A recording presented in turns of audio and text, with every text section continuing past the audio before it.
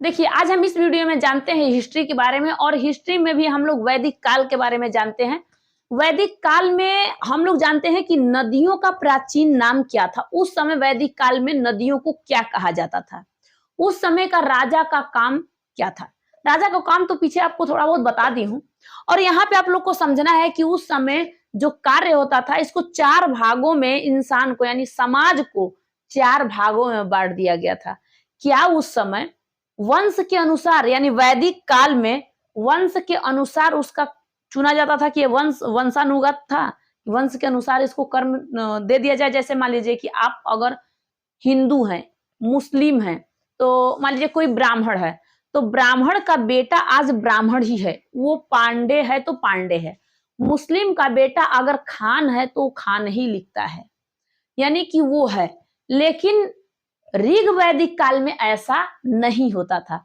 उस समय उसे 4 भागों में उस समाज को बांट दिया गया था, 4 भागों में। जैसे मान लीजिए कि मैं कहूं एक ब्राह्मण, क्षत्रिय, अगर लिखना हो तो लिख लेना, ब्राह्मण, क्षत्रिय, वैश्य और शूद्र, यानी 4 भागों में। अब इनका काम क्या था? लेकिन उत्तर वैदिक काल में ऐसा नहीं था। उनका वंशानुगत वंश कैसे चलता था, जन्म के अनुसार उनका चुना जाता था। लेकिन पहले था जो ऋग वैदिक काल में, उनके कर्म के अनुसार उनका वंश चुना जाता था कि भैया इनका वंश। मान लीजिए एक ही घर में अगर आपको 4 जाति के मिल जाएं, अब 4 जाति के ही कहोगे ना, क्योंकि अपने कर्म के अनुसार वो काम करता है। कोई ब्राह्मण है उसी घर में, तो कोई क्षत्रिय उसी घर में है, तो कोई वैश्य उसी घर में है, तो कोई उसी में क्या है, शूद्र है। तो ये 4 उस समय माने जाते थे। आज हम लोग हिंदू, मुस्लिम, सिख, ईसाई, जितने भी हम लोग इस तरीके से कहते हैं। और आज लोग क्या करते हैं कि नहीं, हम लोग नहीं, ऐसे नहीं कर सकते। हम लोग को क्या है कि हमारे माँ बाप अगर मुस्लिम थे तो हम मुस्लिम हैं, हमारे माँ बाप अगर ब्राह्मण थे तो हम ब्राह्मण हैं। इसमें भी कोई पठान है तो पठान है, कोई पांडे है, कोई तिवारी है। जैसे माँ बाप ने इसमें टाइटल डाल दिया, वो चीज अब के लोग जानते हैं, लेकिन पीछे ऐसे नहीं जाना जाता था। तो आज इस वीडियो में हम लोग यही चीज कवर करेंगे। अब नदियों का नाम प्राचीन क्या था, इस आधुनिक काल में तो आप नदियों का नाम जानते ही हो, लेकिन प्राचीन नाम भी हम समझेंगे। पहले हम समझते हैं वैदिक काल के प्रमुख देवता कौन थे। प्रमुख देवता इंद्र और अग्नि को माना जाता था। अग्नि को पिछले वीडियो में मैंने आकाश और धरती, इन सबों के बारे में, पृथ्वी के देवता के बारे में बताई थी। इनमें आपने समझ लिया होगा। अब इसी में हम लोग देखते हैं कि भैया प्रमुख देवता इंद्र और अग्नि था, लेकिन प्रमुख नदी का नाम उस समय सिंधु था। प्रमुख उस समय नदी सिंधु थी। प्रमुख जानवर उस समय का गाय था। अब गाय क्यों माना जाता था? गाय का अगर वो लोग दूध का सेवन करते थे। पहले के लोग बहुत ज्ञानी भी थे। जैसे हम कहें कि आर्यों से पहले भगवान ही लोग थे। अब ये जैसे वैदिक काल के अगर ऊपर कहो, जैसे हमारा ये मान लीजिए कि शूद्र, वैश्य, क्षत्रिय, ब्राह्मण। अब ब्राह्मण से ऊपर हम लोग भगवान को मानते, अगर मानो तो। लेकिन जो लिखता वो ब्राह्मण है, जो शिक्षा देता वो ब्राह्मण है, ये तो आपको बताऊंगी। यहाँ पे व्यापार जो होता था कृषि का, क्या करते थे लोग? कृषि बैलों से करते थे। बैल ले जाके मतलब अपना खेत जोतना और वहां से वो उससे टैक्स भी लेते थे। जैसे हर लोगों ने काम किया। अब वहां पे राजा बैठा दिया गया, और राजा को यानी जन ग्रामीणों में, अब जो मान लीजिए कि सबसे बड़ा इकाई कहो तो राजा था। पहले का राजा था। लेकिन सबसे छोटा इकाई कहो तो कौन था? अब उनके बाद आ गया तुरंत मुखिया, जो घर का मुखिया होता है, तो उसे घर का मुखिया बना दिया गया। तो सबसे छोटा इकाई पूछेगा तो आप कहना मुखिया, और सबसे बड़ा इकाई कहना आप कि राजा था। जिस तरीके से आज हम लोग के गांव में प्रधान, मुखिया अभी बैठा जाता है, लेकिन वो सभी लोगों को देखते हैं। लेकिन अब घर का मुखिया वही होता है। पहले होते थे लोग कि तुम्हारे घर का मुखिया सबसे बड़े रहेंगे, या तो पिता है तो पिता, और नहीं हो तो भाई, यानी इनका जरूरी है।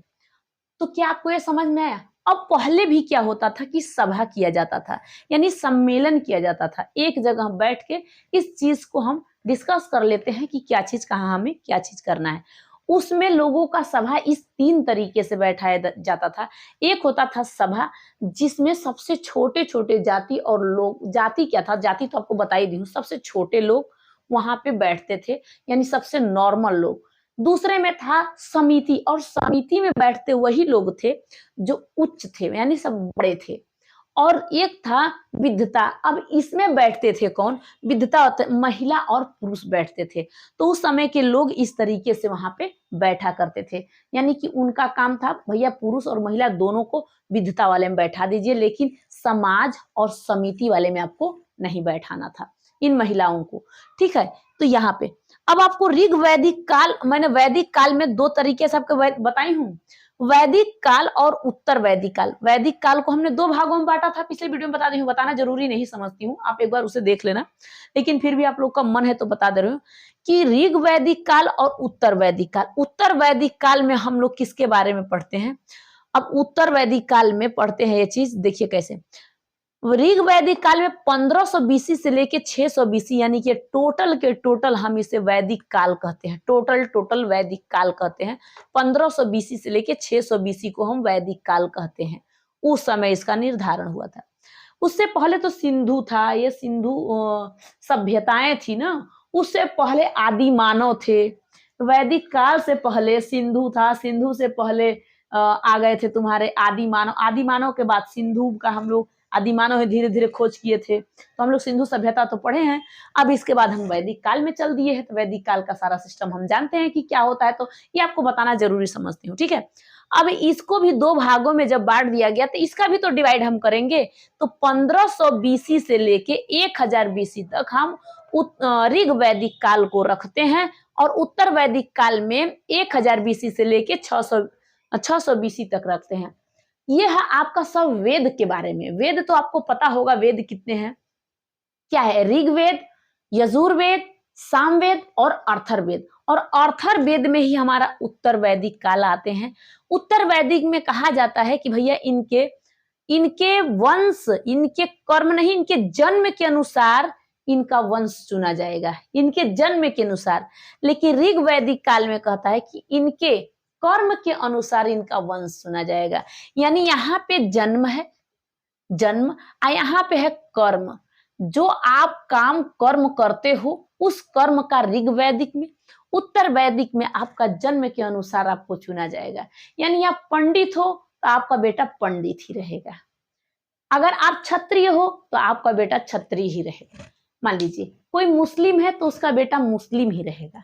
तो उस समय ये चुना जाता था, लेकिन पहले नहीं। आप अगर दूसरों का सेवा करते हो, रक्षा करते हो, दुश्मनों से मारपीट करते हो, भैया आप क्षत्रिय हो, आपको रख दिया गया ऋग वैदिक में। ये चीज आप समझो। अब यहाँ पे इसका कैटेगरी 4 है, यानी भागों में, इसे 4 भागों में इसका बंटवारा कर दिया गया था। जैसे आज हम हिंदू, मुस्लिम, सिख, ईसाई ये सब कहते हैं ना, पहले ये सब नहीं था।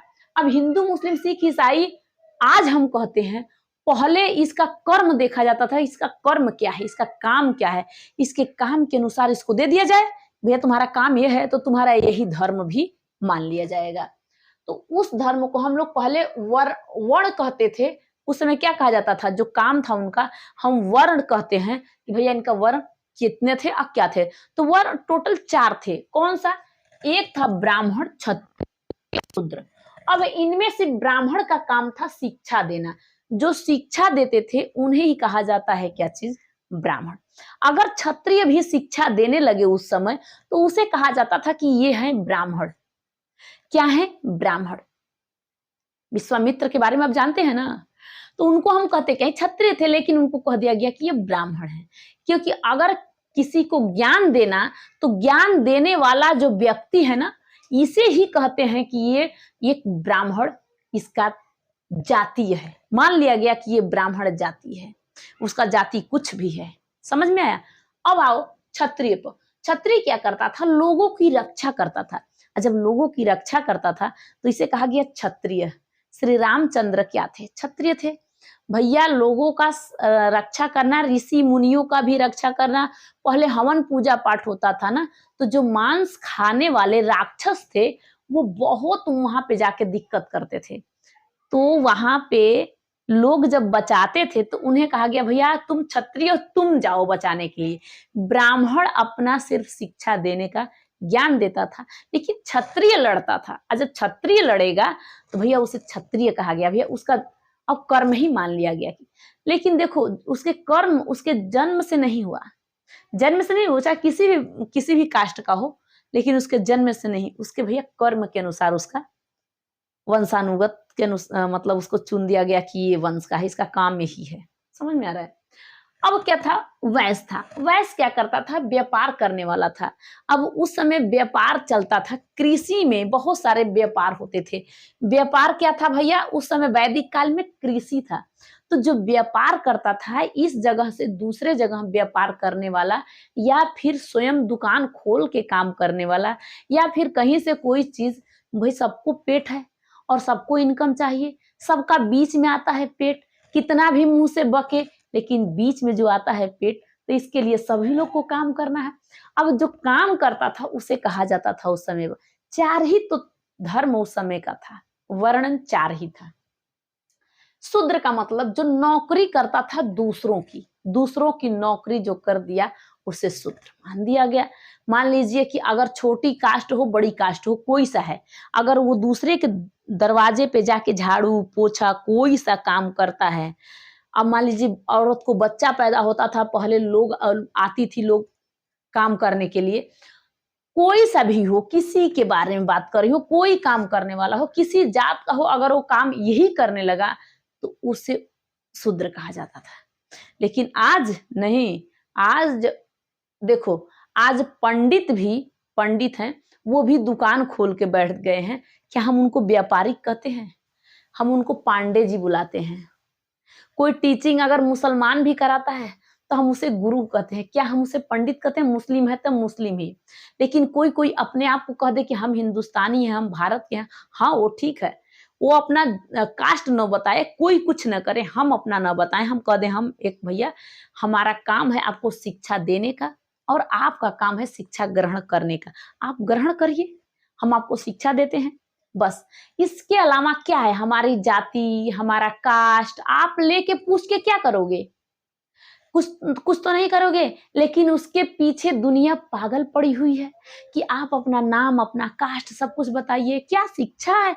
शिक्षा और शिक्षा संस्कृति जिसको आ गया भैया वही सब कुछ है। अब भारतीय हो ना, बस भारत के हो, भारतीय हो, कहीं विदेश से आए हो तब आप बता सकते हो कि हम विदेशी हैं। तो क्या यहाँ पे आके आपको मिल गया आपका अधिकार? क्या आपको आपका आधार कार्ड? नहीं, इस तरीके से।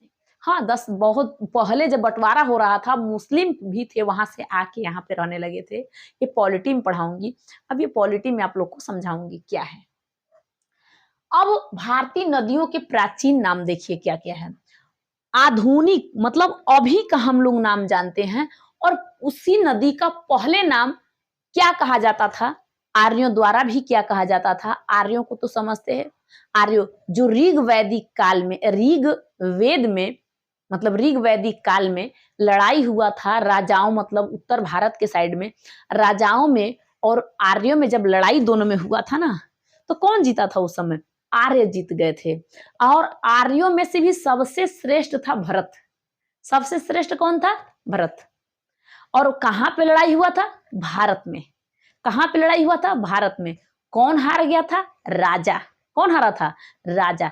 तो बताओ, अब उस आर्य के हिसाब से अपने भरत को हिसाब से भारत कह दो। समझ में आ रहा है आपको? अब हम लोग नदियों के बारे में चलते हैं। आधुनिक नदियों का नाम जानते हैं, ये क्या है भारतीयों का? सिंधु नदी को हम लोग सिंध कहते हैं। सिंध आज भी आपको जब जनगण मन अधिनायक जय है जब कहते हो ना, इसमें आपका सिंध आता है। अब गोमती जो नदी है, गोमती नदी को क्या कहते हैं? गोमल। अब रावी नदी को परुसड़ी कहते हैं, चिनाब को अश्विकनी कहते हैं, झेलम नदी है ना, इसको विस्तस्ता कहते हैं, ब्यास को हम विपाशा कहते हैं, गंडक को हम सदानीरा कहते हैं, और जो आपका घग्घर है उसे दृश्य द्रति कहते हैं। पहले के लोग भैया संस्कृत जानते थे, आर्य लोग उस समय के संस्कृत जानते थे ज्यादातर, इसलिए इतना अच्छा अच्छा नाम है। और संस्कृत जो ज्यादा जानता है उसको पढ़ने में कोई दिक्कत नहीं होगी, ठीक है। तो संस्कृत, यही चाहते थे लोग कि भैया देखो भारत में जब हम लोग घुसी गए हैं, भारत में है, इन नदियों को डाक के हम लोग एक चले आए, मान लीजिए एक उत्तर भारत और दक्षिण भारत, इनमें हम चले आए, तो यहाँ पे कौन कौन राज करेगा, यानी आधा आधा में इसको बांट दिया गया। तो बताओ वहां भी अब नदियों का नाम इस तरीके से, आर्य का कहना था कि जो संस्कृत भाषा जानता है, संस्कृति, वही श्रेष्ठ है, लेकिन जो नहीं जानता है वो श्रेष्ठ नहीं है, तो उसको भी मतलब देना पड़ेगा, उसको भी देना पड़ेगा। तो आर्य भाषा, तो इस तरीके से आप लोगों को यहाँ तक समझ में आ गया होगा। वैदिक काल का जो भी आपको यहाँ तक समझाई हूँ आपको समझ में आ होगा। अब इसके बाद नेक्स्ट वीडियो में आप लोगों से इसके आगे का क्लास कराऊंगी। तब तक के लिए जय हिंद, थैंक यू।